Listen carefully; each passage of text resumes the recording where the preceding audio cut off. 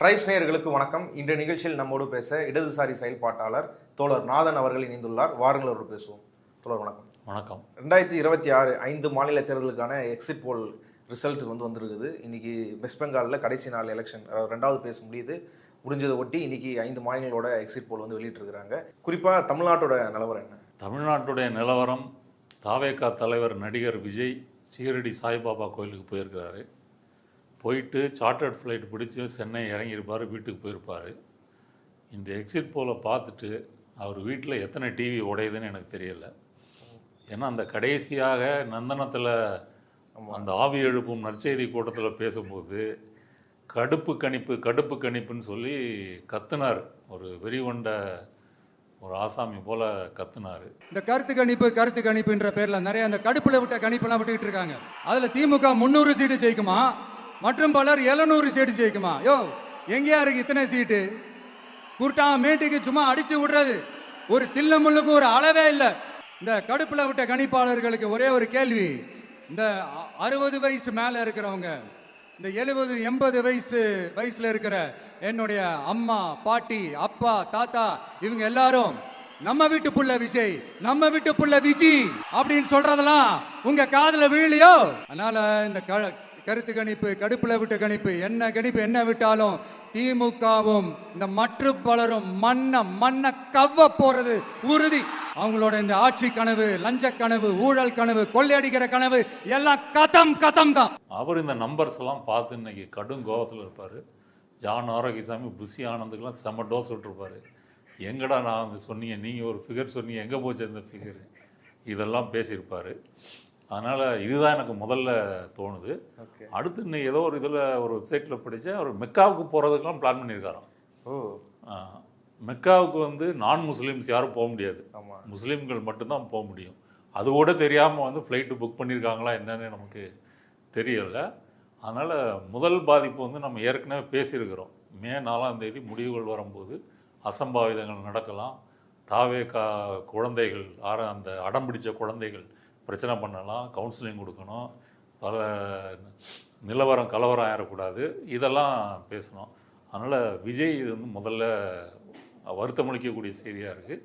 அதனால் இந்த கருத்து கணிப்பு எக்ஸிட் போலுக்கு வந்து நம்ம கண்டனத்தை தெரிவிச்சிருக்கிறோம். ஏன்னா விஜய் ஆசையாக ஒரு கட்சி ஆரம்பித்து பிரச்சாரம் பண்ணி இவ்வளோலாம் செஞ்சும் கூட அவருக்கு வந்து அந்த பெரும்பான்மை கிடைக்கல அப்படின்றதுனால அனுதாபத்தை விஜய்க்கு தெரிவிச்சுட்டு இப்போ மேட்ருக்கு வருவோம். ஓகே, பல நிறுவனங்கள் வந்து வெளியிட்டிருக்கிறாங்க. பெரும்பான்மையோட கருத்து கணிப்பு என்னவா இருக்குது? பெரும்பாலான கருத்து கணிப்புகள் ஜேவிசி அப்படின்னு ஒரு கருத்து கணிப்பு, அவங்க மட்டும்தான் ஏடிஎம்கேவுக்கு மெஜாரிட்டின்னு சொல்லியிருக்கிறாங்க. ஆனால் அதை எடப்பாடியே நம்ப மாட்டார். மற்றபடி எவ்வளோ சீட்டு சொல்கிறாங்க அவங்க இதில் ஜேவிசின்னு ஒரு கருத்து கணிப்பு மட்டும்தான் தமிழ்நாட்டில் அதிமுகவுக்கு தனி பெரும்பான்மை கொடுத்துருக்குறாங்க. 128லேருந்து 147 சீட்டு, திமுகவுக்கு 75லேருந்து 90 சீட்டு, தாவேக்காவுக்கு 8லேருந்து 15 சீட்டு. 147 சீட்டு ஜெயிக்க போகிறன்றதை எடப்பாடியே நம்ப மாட்டார். அதனால் இது மட்டும் ஒரு கண்திருஷ்டி மாதிரி இது வந்திருக்குது. இந்த கருத்து கணிப்பு பார்க்குறதுக்கு முன்னாடி 2024 எக்ஸிட் போலையும் நம்ம ஞாபகம் வச்சுக்கணும். இதே நேஷ்னல் மீடியா எக்ஸிட் போலில் பிஜேபி 450 சீட்டு ஜெயிப்பாங்க, 480 ஜெயிப்பாங்க இப்படிலாம் சொன்னாங்க. கடைசியில் பிஜேபி மட்டுமே 240 தான் நின்றுச்சு. கூட்டணியை சேர்த்து தான் மெஜாரிட்டி வந்தது. அதையும் நம்ம கணக்கில் கொள்ள வேண்டும். ஆனால் 2021 எக்ஸிட் போல், தமிழ்நாட்டினுடைய எக்ஸிட் போல் ஓரளவு கரெக்டாக இருந்தது அப்படின்னு சொல்கிறாங்க. அதையும் ஞாபகம் வச்சுக்குவோம். தேசிய அளவில் தவறு நடந்திருக்கு, தமிழ்நாட்டில் அவங்க ஓரளவு சொல்லியிருக்காங்க. இந்த எக்ஸிட் போல் வந்து ஒரு ட்ரெண்டை இண்டிகேட் பண்ணுறதா நம்ம புரிஞ்சுக்கலாம். என்ன ட்ரெண்டு? அதாவது திமுக ஜெயிக்குது அப்படின்ற ட்ரெண்டை வந்து இண்டிகேட் பண்ணுதுன்னு ஜெயிக்கலாம். எதிர்கட்சி ஏடிஎம்கே, மூன்றாவதாக விஜய். இந்த ஆர்டர்லலாம் எல்லா நிறுவனங்களும் கொடுத்துருக்குறாங்க. ஜேவிசியை தவிர்த்து மற்றவங்கெல்லாம் என்ன சொல்கிறாங்க? முதல்ல தமிழ்நாட்டை சேர்ந்த அக்னி நியூஸ் சர்வீஸ், அவங்க கோயம்புத்தூரை சேர்ந்த நிறுவனம், இவங்க ஓரளவு துல்லியமாக எடுப்பாங்கன்னு சொல்லி பலரும் சொல்லியிருக்கிறாங்க. இவங்களுடைய கருத்து கணிப்பின்படி திமுக 169, அதிமுக 64, தாவேகா 1, மற்றவை 4 அப்படின்னு சொல்லியிருக்காங்க. இந்த 4 யாருன்னு தெரியல. அதில் சசிகலா இருக்காங்க, நாம் தமிழர் இருக்கிறாங்க, ராமதாஸ் இருக்கிறாரு, அது நமக்கு தெரியல. இவங்க போட்டிருக்கிறது ஒரு பொதுவான ட்ரெண்டில் கரெக்டாக துல்லியமாக சொல்லியிருக்கிற மாதிரி இருக்குது. இவங்க மண்டல வாரியாகவும் சொல்லியிருக்கிறாங்க. வடக்கு, தெற்கு, மேற்கு, சென்னை மண்டலம் அந்த வாரியாகவும் சொல்லியிருக்கிறாங்க. ஓட்டு பெர்சன்டேஜும் சொல்லியிருக்கிறாங்க. அதை நான் முடிச்சுட்டு அதை சொல்கிறேன். இது வந்து ஃபஸ்ட்டு அக்னி. அடுத்தது வந்து பீப்புள்ஸ் பல்ஸ். இந்த நிறுவனம் சொல்லியிருக்கிறது வந்து என்னென்னா, டிஎம்கே 125லேருந்து 145 சீட்டு, அதிமுக 65லேருந்து 80 சீட்டு, தாவேகா 18லேருந்து 24, அடுத்தது நாம் தமிழர் 2லேருந்து 6 அப்படின்னு சொல்லியிருக்காங்க. இதை பொறுத்த வரைக்கும் மூணாவது பிளேயர் வந்து 20க்கும் மேற்பட்ட சீட்டுகள் வாங்கும்போது ரெண்டாவது பிளேயர் வந்து சரியாக அடி வாங்கணும். அதனால் இதில் சீட் கன்வர்ஷன் விஜய்க்கு அதிகமாக கொடுத்துருக்குற மாதிரி தோணுது. இது சரியாக இருக்குமான்னு தெரியலை. மற்ற எல்லாருமே விஜய்க்கு இந்த ரேஞ்சை வந்து கொடுத்துருக்குறாங்க. இப்போ 20க்கு மேலே நீங்கள் சீட்டு வாங்கணுன்னாலே உங்களுடைய ஓட்டு பெர்சன்டேஜ் வந்து 25-30 அந்த ரேஞ்சுக்கிட்ட இருக்கணும். கண்டிப்பாக 20 தாண்டி இருக்கணும். இருந்தால் தான் இந்த சீட்டு வர முடியும். அடுத்ததாக நம்ம மின்னம்பலம், தமிழ்நாட்டை சேர்ந்த மின்னம்பலம் இணையம், அவங்க கருத்து கணிப்பு எக்ஸிட் போல் எடுத்திருக்கிறாங்க. கருத்து கணிப்பில் எக்ஸிட் போல் அவங்க திமுக 155, அதிமுக 72, தாவேகா 5, மற்றவை 2ன்னு சொல்லியிருக்காங்க. இது கிட்டத்தட்ட நம்ம அக்னி அதோட ஒத்து போகுதுன்னு பார்க்கலாம். இது மின்னம்பலத்தினுடைய எக்ஸிட் போல். அடுத்தது பிமார்க். இவங்க வந்து திமுகவுக்கு 125லேருந்து 145, அதிமுகவுக்கு 65லேருந்து 85, விஜய்க்கு 16லேருந்து 26 கொடுத்துருக்குறாங்க. அதர்ஸ் 1 to 6 கொடுத்துருக்குறாங்க. இதுலேயும் விஜய் வந்து பார்த்தீங்கன்னா 16 to 26 வாங்குறாரு. அப்போ கணிசமான வாக்குகள் இருந்தால் மட்டும்தான் இவ்வளவு சீட்டு கிடைக்கும். அதனால் இதுவும் அந்த அக்னி மின்னபலத்திலேருந்து இவங்க மாறுபடுறாங்க. அவங்க கொடுத்துருக்கிறது சிங்கிள் டிஜிட்டு 1, 2 அப்படின்னு கொடுத்துருக்காங்க இல்லையா? அது எக்ஸாக்ட் ஃபிகர் கொடுத்துருக்குறாங்க. சிங்கிள் டிஜிட்டு வருவதற்கான வாய்ப்பு இருக்குது. அப்போ நீங்கள் 15-20% வாங்கினீங்கன்னா கூட அது ஒரு சீட்டு ஜெயிக்கிறீங்க, அது விஜய் நிற்கிறது கூட அப்படி வச்சுக்கலாம். மற்றபடி 20-25 சீட்டு ஜெயிக்கிறதுக்கு வாய்ப்பு இருக்கான்னா அது வாய்ப்பு ரொம்ப கம்மி. இது பிமார்க்கு கொடுத்துருக்கிறது. அடுத்தது மேட்ரிஸ். இவங்க வந்து ஏடிஎம்கே கொஞ்சம் கூட கொடுத்துருக்குறாங்க. 87லேருந்து 110, திமுகவுக்கு 122லேருந்து 132. இப்போ நம்ம திமுகன்னு சொல்கிறது எல்லாமே கூட்டணி தான், திமுக மட்டும் கிடையாது. அதே போல் அதிமுகன்னு சொல்கிறதும் அதிமுகவினுடைய கூட்டணி. இது வரைக்கும் பார்த்தது எல்லாமே நம்ம கூட்டணி சேர்த்து தான் பார்த்துருக்கோம். விஜய்க்கு இவங்க 10 to 12 கொடுத்துருக்குறாங்க. அதர்ஸ் 0 to 6 கொடுத்துருக்குறாங்க. இது வந்து மற்ற இதை விட கொஞ்சம் குறைவாக விஜய்க்கு கொடுத்துருக்காங்க அப்படின்னு பார்க்கலாம். அடுத்தது சாணக்கியா கிட்டத்தட்ட அக்னி அல்லது நம்ம மின்னம்பலம் ரேஞ்சு கொடுத்துருக்காங்க. திமுக கூட்டணிக்கு 145லேருந்து 160, ஏடிஎம்கே 50லேருந்து 65, தாவேகா 13லேருந்து 18, அதர்ஸ் 5லேருந்து 8. ஸோ திமுக அதிமுக பொறுத்த வரைக்கும், கூட்டணியை பொறுத்த வரைக்கும் அக்னி மின்னம்பலம் கொடுத்ததற்கு இந்த ஃபிகர் வந்து ஒத்துப்போகுது. விஜய்க்கு கூடுதலாக கொடுத்துருக்குறாங்க 13, 18. ஸோ நீங்கள் ஓவராலாக நீங்கள் பார்த்தீங்கன்னா 4வது பிளேயர், அது நாம் தமிழரோ அல்லது வந்து சசிகலாவோ ராமதாஸோ யாரும் நமக்கு தெரியல, சுயேட்சையாக கூட இருக்கலாம். அவங்க இந்த மொத்தமாக பார்க்கும்போது பார்த்தீங்க அப்படின்னு சொன்னால் 0லேருந்து ஒரு 8 வரைக்கும் அந்த நம்பர்ஸ் வருகிறது. விஜயை பொறுத்த வரைக்கும் மினிமம் ஒரு 1லேருந்து 18 வரைக்கும் வருது. ஒரு சீட்லேருந்து 18 சீட்டு வரைக்கும் விஜய்க்கு வருகிறது. அதிமுகவை பொறுத்த வரைக்கும் ஒரு எதிர்க்கட்சி அவங்க தான் அப்படின்ற முறையில் வருது. ஜேவிசி மட்டும்தான் அறுதி பெரும்பான்மை அதிமுக கூட்டணிக்கு கிடைக்கும் அப்படின்னு சொல்லியிருக்காங்க. மற்ற திமுகவை பொறுத்த வரைக்கும் எல்லாருமே குறைந்தது 125, அதிகபட்சம் 169 இந்த ரேஞ்சில் கொடுத்துருக்காங்க. ஸோ இது ஓவராலாக பார்க்கும்போது இந்த ட்ரெண்டை வந்து இது ஒரு இண்டிகேட் பண்ணுறதா நினச்சிக்கலாம். அதாவது திமுக அறுதி பெரும்பான்மை பெறுகிறது, திமுக கூட்டணி. அதில் திமுக கட்சியே தனிப்பட்ட முறையில் தனி பெரும்பான்மை பெறுவதற்கு நிறைய வாய்ப்பு இருக்கிறது. அடுத்தபடியாக கடந்த 5-6 நாட்களாக பேசிக்கிட்டு இருந்ததில் ஒரு முக்கியமான பாயிண்ட் என்னென்னா, அதாவது டிவி டிபேட்ஸில் அதிமுகவின் வாக்குகளைத்தான் விஜய் எடுக்கிறாரு அப்படின்னு சொன்னாங்க. ஆனால் இப்போ நம்பர்ஸை பார்க்கும்போது அதிமுக ஒரு ஆவரேஜாக ஒரு 50 சீட்டு வாங்கக்கூடிய அளவுக்கு இருக்குது. ஸோ அந்த அளவுக்கு அதிமுகவிலேருந்து அவர் எடுத்திருக்கிறாரு. அதனால் அவங்க சீட்டு குறைஞ்சிருக்கு அப்படியும் அதாவது அதிமுக ரீப்ளேஸ் பண்ணுற அளவுக்கு எடுக்கலை அது அப்படி சொல்லலாம். மூன்றாவதாக விஜயை பொறுத்த வரைக்கும் அவர் வந்து சீட்டு கன்வெர்டபிலிட்டி எவ்வளவுன்று யாரும் சொல்லலை. விஜயை ஆதரித்து பேசக்கூடிய பத்திரிகையாளர்கள் மணியாக இருக்கட்டும், ஷபீர் அகமதாக இருக்கட்டும், சுவாமிநாதன் ஒரு பத்திரிகையாளர், இவங்க எல்லாருமே விஜய் நிறைய வாக்குகளை வாங்குவார், ஆனால் நம்பர்ஸ் கேட்டால் அவங்களால சொல்ல முடியலை. இப்போ நம்பர்ஸ் வந்து இவங்க கொடுத்துருக்கிறதுல ஆவரேஜ் வந்து டபுள் டிஜிட் வந்திருக்கு. மின்னம்பலமும் அக்னியும் சிங்கிள் டிஜிட் ஒரு சீட்டு கொடுத்துருக்காங்க, மற்றவங்க டபுள் டிஜிட் கொடுத்துருக்குறாங்க. என்ன கேட்டால் டபுள் டிஜிட் ரொம்ப அதிகமாக இருக்குது. நீங்கள் டபுள் டிஜிட் இருக்குன்றீங்களா? ஆமாம், டபுள் டிஜிட் வருவதற்கு ரொம்ப சிரமம். இவங்க டபுள் டிஜிட் வாங்குறதாக இருந்தால் ரெண்டாவது பிளேயர் நிறைய அடி வாங்குவார், ஏடிஎம்கே நிறைய குறையும், திமுக இன்னும் சீட்டு அதிகமாகும். ஏன்னா அந்த அளவு கணிசமாக வாக்குகளை பிரித்தால் மட்டும்தான் டபுள் டிஜிட்டு வரும். அது சந்தேகத்துக்குரியதாக இருக்குது. ஸோ எப்படி பார்த்தாலும் நம்பர் 1 திமுக கூட்டணி, 2வது அதிமுக கூட்டணி, 3வது விஜய், 4வது மற்றவர்கள். அதில் நாம் தமிழருக்கும் சீட்டு இந்த வாட்டி சொல்லியிருக்காங்க. அதுவும் எந்த அளவுக்கு சாத்தியம் அப்படின்றது நமக்கு தெரியலை. இப்போ நம்ம பேசிகிட்டு இருக்கிற இதே நேரத்தில் வந்து axis my India, India today இவங்க சேர்ந்து இணைஞ்சு நடத்தின எக்ஸிட் போல் அவங்க சொல்கிற ரிசல்ட் வந்து தலைகீழாக இருக்குது. விஜய் வந்து முன்னிலையில் இருக்கிறாரு, டிவிக்கே தான் பெரும்பான்மை சீட்டுகளை ஜெயிக்கிற மாரியான தகவல் வருது. அது எப்படி எடுத்துக்கிறது? Axis my India, India today exit போல் அப்படின்னு பேசும்போதே நமக்கு ஒன்று ஞாபகம் வரணும். 2024 தேர்தலில் அவங்க கணிச்ச கணிப்பு எல்லாம் தப்பாக போச்சு. எக்ஸிட் போல் குறிப்பாக வெஸ்ட் பெங்கால், மகாராஷ்டிரா, அடுத்தது யூபி, இங்கெல்லாம் இந்தியா கூட்டணி அதிக சீட்டுகள் வாங்கிச்சு.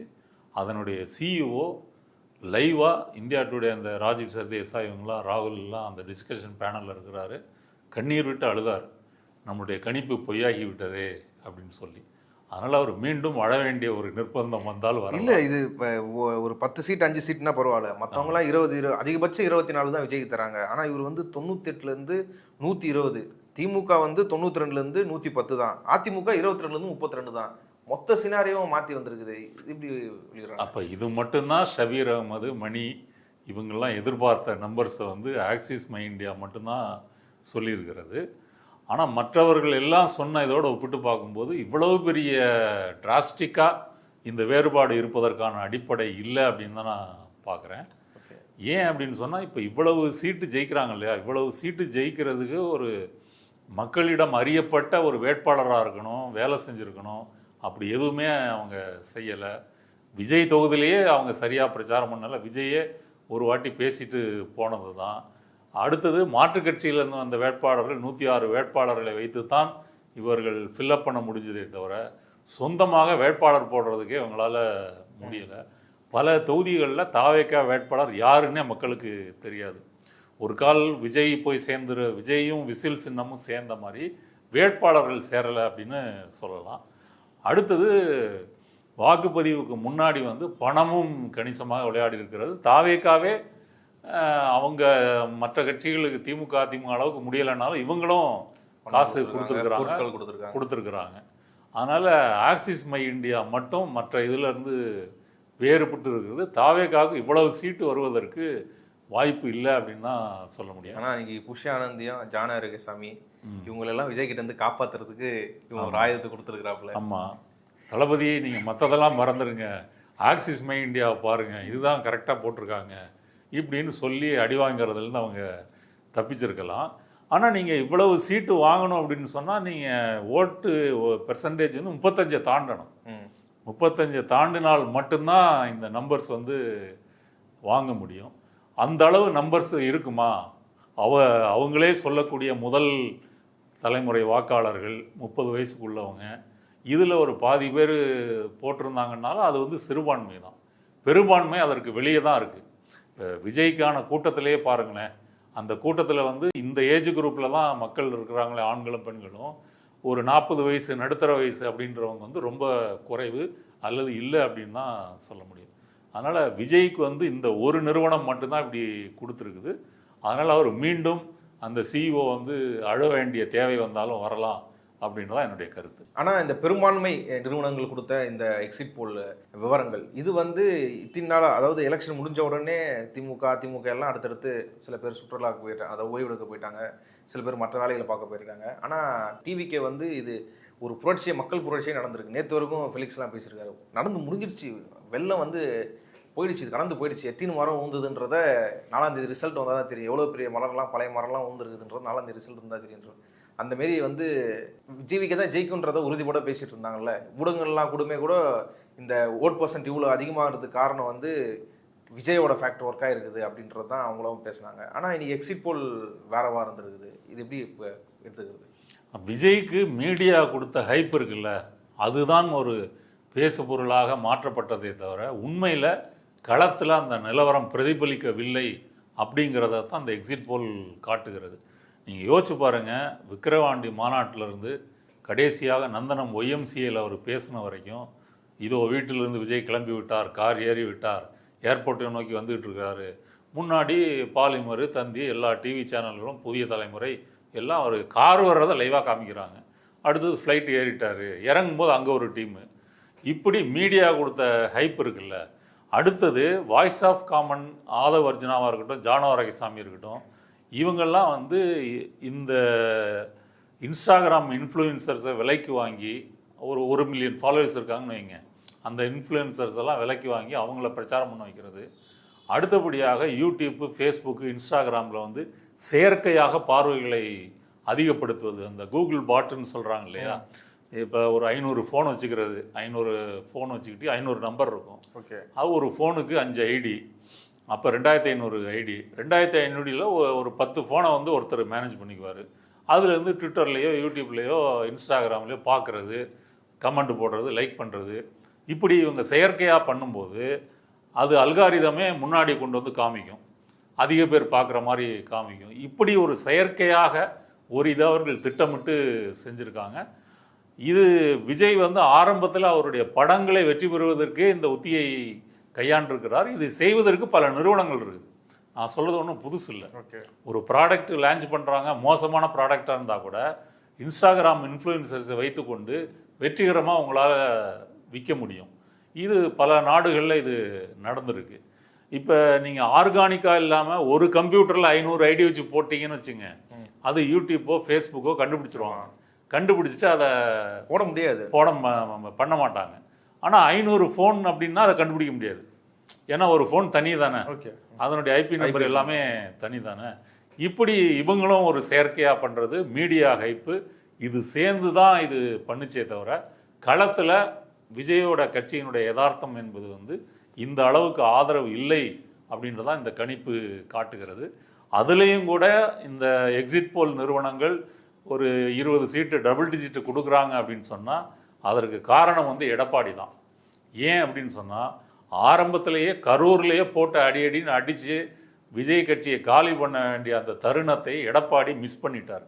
அவரை பொறுத்த வரைக்கும் கூட்டணிக்காக ஆசைப்பட்டார். விஜய் நமக்கு வந்துடுவார், விஜய் தான் தான் கடவுள், நான் தான் முதலமைச்சர், நான் தான் கோட்டையில் கொடியேற்றுவேன் அப்படின்ற ஒரு ரேஞ்சில் இருக்கிறவரை நீங்கள் ஒரு 30-40 சீட்டுக்கு வாங்கன்னு கூப்பிட்டா அவர் ஒத்துக்குவாரா?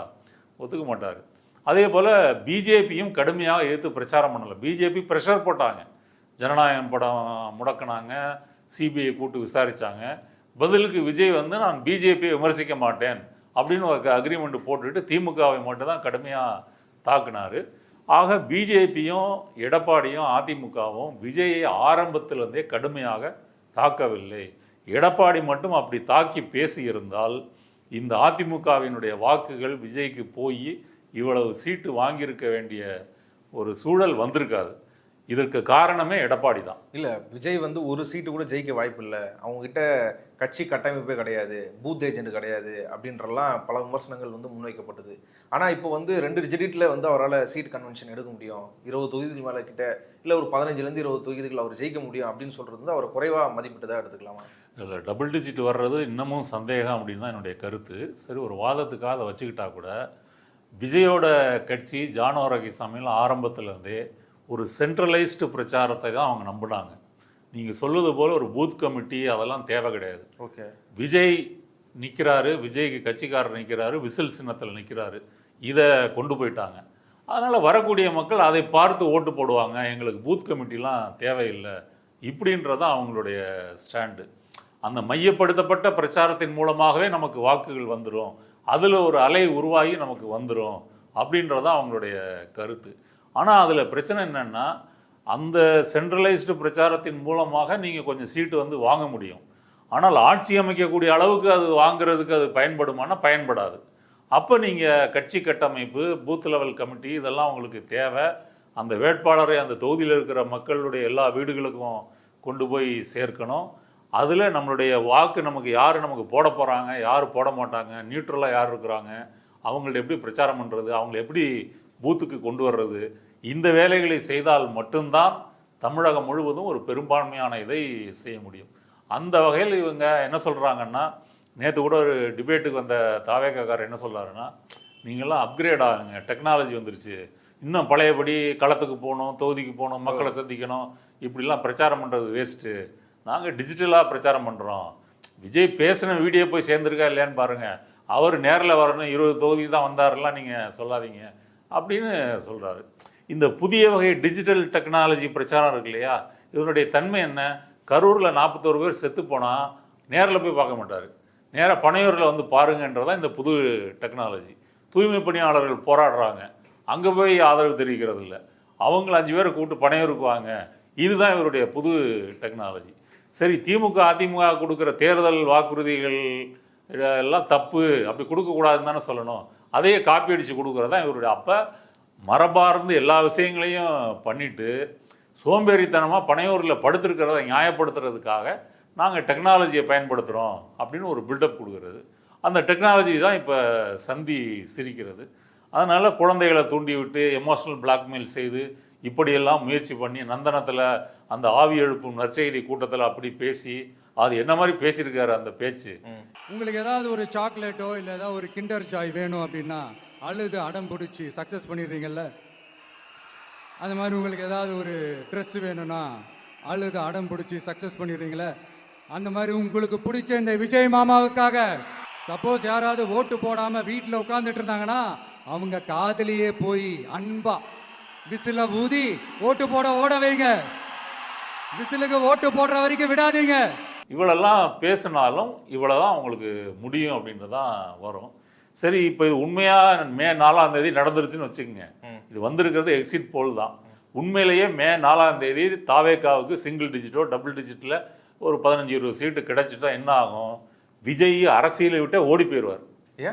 ஏன் அப்படின்னா அடுத்த 5 வருஷம் அவர் என்ன பண்ணுவாருங்க? நீங்க அடுத்த வருஷம் நீங்க அரசியல் ஆளும் அரசு எடுத்து கேள்வி கேட்பாங்க, அதெல்லாம் கேட்க மாட்டாரு.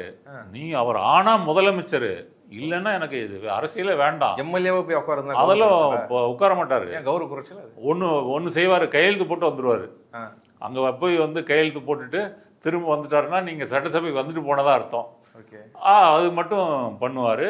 5 வருஷம் நீங்கள் ஒரு எதிர்கட்சியெல்லாம் ஆக்டிவாக பண்ணணும்னா மாங்குன்னு உழைக்கணும்ல, அப்படி உழைப்பதற்கெல்லாம் அவர் தயாராக இல்லை. இந்த தோல்வியே அவருக்கு நீங்கள் அணில் குஞ்சுகளுக்கும் தற்கொலைகளுக்கும் கொடுத்த அதிர்ச்சியை விட விஜய்க்கு கொடுக்குற அதிர்ச்சி இருக்குல்ல, அது பேரதிர்ச்சியாக இருக்கும்.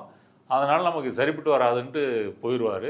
ஒரு கால் வந்து என்ன செய்யலாம், ஜானோ ராக்கிசாமி, புஷி ஆனந்த், இந்த ஆதவ அர்ஜுனா இவங்கெல்லாம் ட்விட்டரில் ஏதாவது அறிக்கையை போட்டுட்டு அப்படியே ஓட்டிக்கிட்டு திரும்ப 2031 தேர்தல் வரும்போது திரும்ப அவரை ஒரு 6 மாதத்துக்கு முன்னாடி களத்துக்கு கொண்டு வந்து அதெல்லாம் நடப்பதற்கு 100% வாய்ப்பு இல்லைன்றதான் என்னுடைய கருத்து. அவர் எம்எல்ஏவை மட்டும் இருக்கிறத வந்து அவரால் அவர் நினைச்சே பார்க்க முடியாது. நீங்கள் கடவுளை நீங்கள் இறக்கி காவல்காரனாக கொண்டு வந்துட்டீங்கன்னா கடவுளுடைய நிலை எப்படி இருக்கும்? நான் உலகத்தையே நான் தான் படைச்சேன் ஆண்டுகிட்டு இருக்கேன்னு நினைக்கிறவரை ஒரு செக்யூரிட்டி ஏடிஎம்ல நில்லு அப்படின்னா ஒத்துக்குவாரா? அதெல்லாம் அவர் அதை அப்படிதான் பார்ப்பாரு, அப்படிதான் பார்ப்பாரு. இது அவருடைய அரசியலினுடைய முடிவுரையாக இருக்கும். இவர் மட்டும் தோத்துட்டாருன்னா இது முடிவுரையாக இருக்கும். எடப்பாடியை பொறுத்த வரைக்கும் இந்த சீட்டுகள் ஒரு எதிர்கட்சி அப்படின்றது வந்திருக்கு. ஆனால் இப்போ 10 தோல்வி, 11 தோல்வி, 12 தோல்வி இப்படி ஆகிப்போச்சு. அதனால் பிஜேபி மற்றும் அதிமுகவில் இருக்கக்கூடிய பிஜேபி ஆதரவாளர்கள் எடப்பாடிக்கு அடுத்த ஒரு தலைவரை கொண்டு வரணும், இவர் சரியில்லை, அந்த முயற்சிகளும் நடக்கும். நிறைய பேர் பிஜேபியில் சேருவதற்கும் வாய்ப்பு இருக்குது. அதாவது அதிமுக நடுவுலேயே வந்து உங்க தினகரன் எழுதிட்டு இருந்தாங்கன்னு நினைக்கிறேன். அமித்ஷா வந்து ட்ரை பண்ணிட்டு இருக்கிறாரு, அண்ணாமலை மூலியமா கொங்கு மண்டலம் தான் நினைக்கிறேன், அங்கிருந்து வந்து இன்னொரு தலைவரை வந்து கொண்டு வரணும், ஏன்னா எடப்பாடி வந்து ஃபிட்டு கிடையாது இது பண்றது. அந்த முயற்சி போகும்னு நினைக்கிறீங்களா? கண்டிப்பா போகும். டிவிக்கேவே அடாப்ட் பண்ணிக்கலாம் அப்படின்ற முயற்சிக்குள்ள போகணும்னு நினைக்கிறீங்க? இல்லை, டிவிக்கே எடுத்துக்க மாட்டாங்க. அது விஜய் இருந்தால் தானே எடுத்துக்க முடியும். டிவிக்கே இருந்தால் தானே எடுத்துக்க முடியும். ஆமாம், எடப்பாடியை மாற்றுவதற்கு முயற்சி பண்ணுவாங்க. இல்லாமல் பல தலைவர்கள் கட்சி மாறுவதற்கு வாய்ப்பு இருக்குது. ஒன்று டிவிகே இருந்தாலும் சேரலாம், இல்லைன்னா திமுகவில் சேரலாம், பாரதிய ஜனதாவில் சேரலாம். அப்படி எடப்பாடியினுடைய அந்த தொடர் தோல்வி வந்து கடுமையாக விமர்சனத்துக்கு உள்ளாகப்படும். கட்சிக்குள்ளேயே அதிருப்தி இருக்குது, அது கடும் அதிருப்தி வரும். அப்படி வரக்கூடாதுன்றதுக்கு தான் அதிமுகவினுடைய அமைச்சர்கள், முன்னாள் அமைச்சர்கள்லாம் ஹெவியாக பணம் செலவழிச்சிருக்கிறாங்க. அவங்க வரைக்கும் ஜெயிப்பாங்க. இப்போ ஏடிஎம்கேனுடைய ஆவரேஜ் பார்த்தீங்கன்னா ஒரு 50 வந்துடுது இல்லை, பல எக்ஸிட் போல பார்க்கும்போது ஒரு ஆவரேஜாக ஒரு 40-50 வந்துடுது. ஸோ அந்த சீட்டு ஜெயிக்கிறதுக்கே அந்த அளவு செலவழிச்சிருக்காங்க, முயற்சி பண்ணியிருக்காங்கன்னு தெரிகிறது. அதை விஜயால் வந்து உடைக்க முடியலை. அந்த அளவுக்கு எடப்பாடி பண்ணியிருக்கிறாரு. இன்னமும் ஒரு திமுகவுக்கு போட்டி கொடுக்கறதா இருந்தால் அவர் விஜயை கார்னர் பண்ணியிருக்கணும். அந்த இதை விட்டுட்டாங்க, அந்த பலனை அனுபவிக்கிறாங்க. ஓகே, ஓட் ஷேர் வந்து எவ்வளோ மாறி இருக்கு? ஏற்கனவே இருக்கிற அலைன்மெண்ட்டில் ரொம்ப மாறி இருக்குதா? என்ன எக்ஸிட் போல் என்ன சொல்லுது? பெர்சன்டேஜை பொறுத்த வரைக்கும் பீப்புள்ஸ் பல்ஸ் திமுகவுக்கு 38.4 விழுக்காடு கொடுத்துருக்காங்க, அதிமுகவுக்கு 31.5 விழுக்காடு கொடுத்துருக்குறாங்க. இது ரெண்டுக்குமானது பார்த்தீங்கன்னா கிட்டத்தட்ட 7% வேறுபாடு இருக்குது திமுகவுக்கும் அதிமுகவுக்கும். தாவேகாவை பொறுத்த வரைக்கும் 23.6 விழுக்காடு கொடுத்துருக்குறாங்க. இது வந்து கொஞ்சம் அதிகம்தான். ஒரு 15 வாங்குவான்னு எதிர்பார்த்ததில் 23 வந்திருக்கிறதுன்றது கொஞ்சம் அதிகம்தான். ஆனால் 23 வாங்கினாலுமே அது சீட்டாக வந்து கன்வெர்ட் ஆகிறதுக்கான வாய்ப்பு ரொம்ப குறைவு. அதர்ஸ் வந்து 6.6 கொடுத்துருக்காங்க. இப்போ சீமான்லாம் ஏற்கனவே வாங்கின அந்த 8ன்றதில் இன்னும் கொஞ்சம் குறைஞ்சிருக்க வாய்ப்பு இருக்குது. இது வந்து பீப்புள்ஸ் பல்ஸோட பெர்சன்டேஜ். அக்னி என்ன சொல்லியிருக்காங்கன்னு பார்க்கலாம். திமுகவை பொறுத்த வரைக்கும் 43.1 விழுக்காடு பெர்சன்டேஜ் அவங்களுக்கு, அதிமுக 34.8. ஸோ இப்போ ரெண்டுக்குமே பெரிய வித்தியாசம் இருக்குது. தாவேகா பொறுத்த வரைக்கும் 16.1, அதர்ஸ் வந்து 2.8. அப்போ சீமானுக்கு ஓட்டே கிடையாதா? ஆமாம், கிடையாது. அப்போ இது ரொம்ப குறைவாக இருக்குது. நாம் தமிழருக்கு ரொம்ப குறைஞ்சிருக்கு.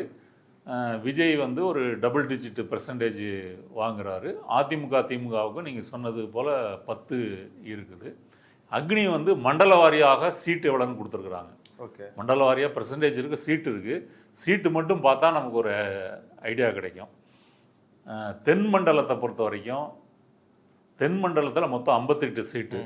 அதில் திமுக வந்து 40, அதிமுக 18.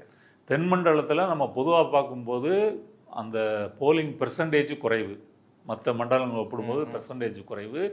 சசிகலா வேட்பாளரை நிறுத்தியிருக்கிறாங்க.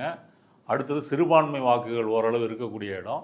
அதையெல்லாம் வைத்து பார்க்கும்போது திமுக 40 வாங்கியிருக்குது, அதிமுக 18. அதிமுக 18 அதிகம். ஓகே, இது தென் மண்டலத்தை பொறுத்த வரைக்கும். டெல்டா மண்டலத்தை பொறுத்த வரைக்கும் 37 சீட்டு மொத்தம். 37 சீட்டில் திமுக 33, அதிமுக 4. அப்போ டெல்டா மண்டலத்தை பொறுத்த வரைக்கும் திமுக ஸ்வீப் அப்படின்னே சொல்லலாம். அதிமுக வந்து மிக குறைவான தொகுதிகள் தான். தாவேகா ஒன்று கூட இல்லை. சென்ட்ரல் ஜோனில் தான் நம்ம இது வருது, இது திருச்சி கிழக்கு, அங்கே தான் வருது. ஸோ அங்கே இல்லை அப்படின்றது இதில் தெரிய வருது.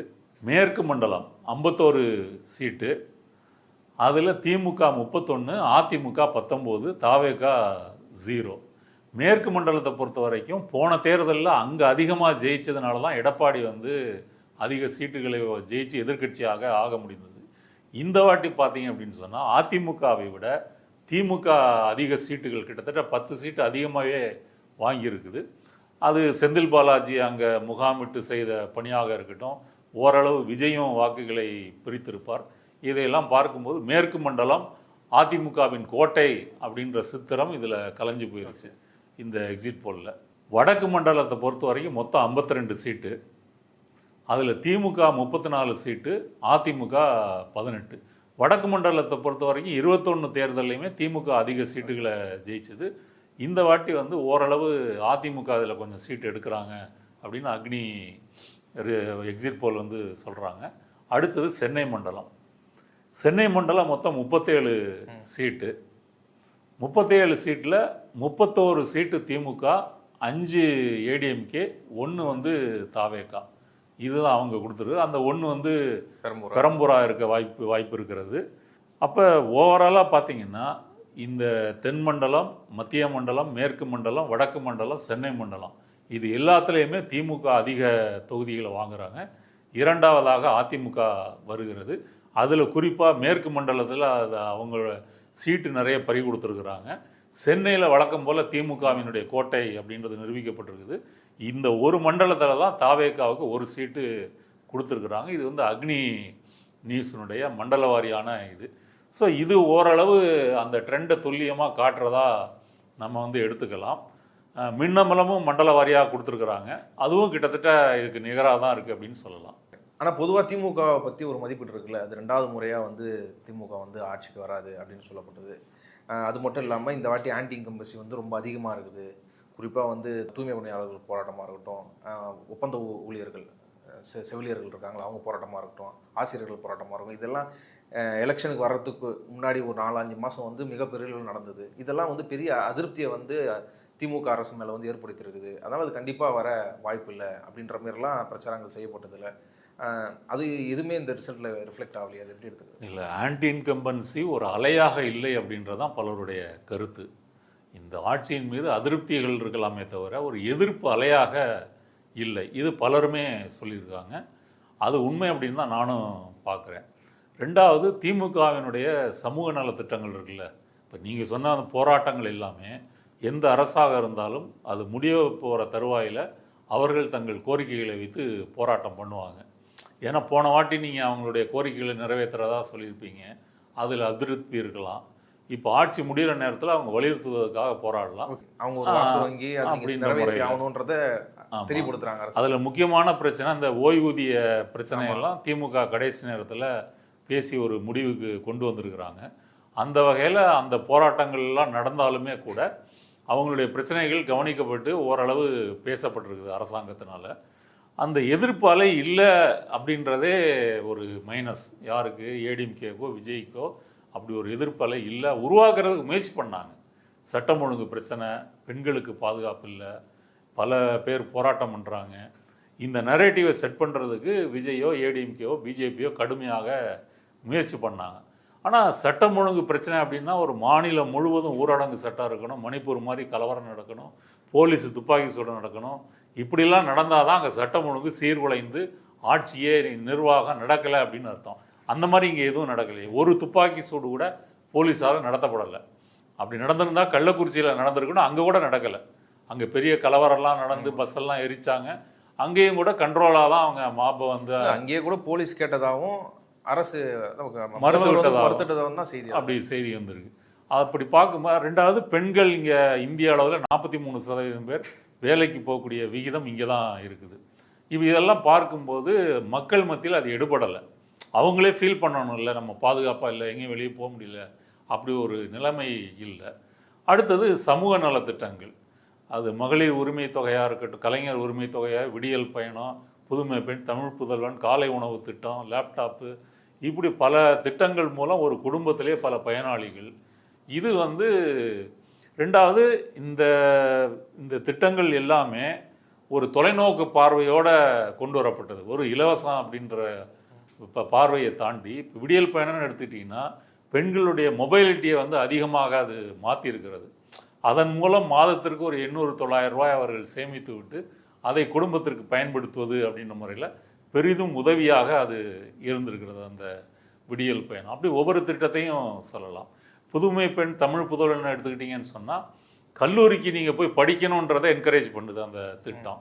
அதனால் உயர்கல்வியில் இடைநிற்றல் இல்லாமல் தொடர்ந்து படிக்கிற இதை அது ஊக்குவிக்கிறது. இந்த மாதிரி திட்டங்கள் வந்து திமுக செய்து அதை மக்கள் மத்தியில் பிரச்சாரமாக கொண்டு போனதாக இருக்கட்டும், அந்த ஓரணியில் தமிழ்நாடு, இதெல்லாமே அவங்க எல்லா குடும்பத்திலையும் காண்டாக்ட் பண்ணியிருக்காங்க, பேசியிருக்காங்க. அது கை கொடுத்துருக்குது. அப்படி ஒரு எதிர்ப்பலை கொண்டு வர முயற்சி செய்த பிஜேபி அதிமுக தாவேகாவினுடைய முயற்சி வந்து பலன் அளிக்கலை அப்படின்றது தான் இந்த எக்ஸிட் போல் காட்டுது. பலன் அளிக்கலன்னு எடுத்துக்கலாமா? அந்த முயற்சியே வரும் எலெக்ஷன் டைமில் தான் நடந்தது. அதுக்கு முன்னாடி அப்படி ஒரு கண்டிப்பாக நீங்கள் எலெக்ஷன் டைமில் தான் நடந்தது. அதுக்கு முன்னாடி அப்படி ஒரு பெரிய அளவுக்கு நடக்கலை. நீங்கள் 5 ஆண்டுகளாக எடப்பாடி எத்தனை போராட்டம் பண்ணியிருக்காரு யோசிச்சு பாருங்கள். எப்படியும் பண்ணலை. விஜய் கூட கடைசியில் ஏதோ 1-2 பண்ணியிருக்காரே தவிர பெரிய அளவில் அவரும் 2 வருஷம் கட்சி ஆரம்பித்தோம் அப்படியும் பண்ணிடல. அவங்க இந்த கடைசியாக வந்த அந்த அஜித்குமார் லாக்அப் மரணம் இதையெல்லாம் வைத்து தான் அவங்க முயற்சி பண்ணாங்களே தவிர அது பெரிய அளவுக்கு அது செல்ஃப் எடுக்கலை. எக்ஸிட் போல் அது தெளிவாக காட்டுது, அப்படி ஒரு எதிர்ப்பு அலை இல்லை. இவங்க உருவாக்கமான நெரேட்டிவையும் இந்த எக்ஸிட் போல் ரிசல்ட் இப்படி பார்த்தீங்கன்னா அது அந்த நெரேட்டிவ் எடுபடலை அப்படின்றது தான் உண்மை. இப்போ ஏற்கனவே வந்து தமிழ்நாட்டில் கலைஞர், ஜெயலலிதா இந்தமாரி ஆளுமைகள்லாம் இருந்தாங்க. அவங்க மறைவுகளப்பெல்லாம் வந்து அப்படி ஒரு ஆளுமை இல்லை. அப்போ என்ன பண்ணுறது? அதனால் ஏற்கனவே அந்த டைமில் முதல்வராக இருந்தார் எடப்பாடி. அதை ஸ்டாலின் வந்து அப்படி ஒரு இமேஜுக்கு வருவாரா அப்படின்றதுலாம் சந்தேகமாக இருந்தது. இப்போ விஜய் ஒரு அவர் வந்திருக்காரு புதுசாக. இப்போது ஆளுமைகளாக அது முக்கியம் இல்லை. ஒரு எலெக்ஷனில் ஜெயிக்கிறதுக்கு ஒரு தலைவர் ஐடென்டிட்டி அப்படின்றது அவசியம் இல்லை. அது என்னவா இருக்கும் இதுக்கப்புறம்? இந்த தேர்தலை பொறுத்த வரைக்கும் ஸ்டாலினுடைய இமேஜ் வந்து பெரிய காரணம்னு சொல்லலாம். அவர் இமேஜ் பெரிதும் உயர்ந்திருக்கிறது. சில எக்ஸிட் போலில் வந்து யார் உங்களுக்கு பிடித்த முதலமைச்சர்னா அது ஸ்டாலின் தான் பெருவாரியான விகிதத்தை பெற்றிருக்கிறாரு. ஸ்டாலினுடைய அந்த ஒரு ஜென்டில்மேன் பொலிட்டிக்ஸ்ன்னு சொல்கிறாங்க இல்லையா, யாரையும் வந்து கடுமையாக தாக்காமல் எல்லாரையும் குரலையும் ஏற்றுக்கொண்டு அப்படி ஒரு சித்திரம் அவருக்கு ஏற்பட்டிருக்கிறது. ரெண்டாவது, கூட்டணி கட்சிகளை அவர் கையாண்ட விதம், அவங்க முரண்டு பிடித்தாலும் கூட அவர்களை உரிய முறையில் பேசி கூட்டணியை வலுவாக்கினது, கூடுதலாக சேர்த்து கொண்டது தேமுதிக, ஓபிஎஸ்.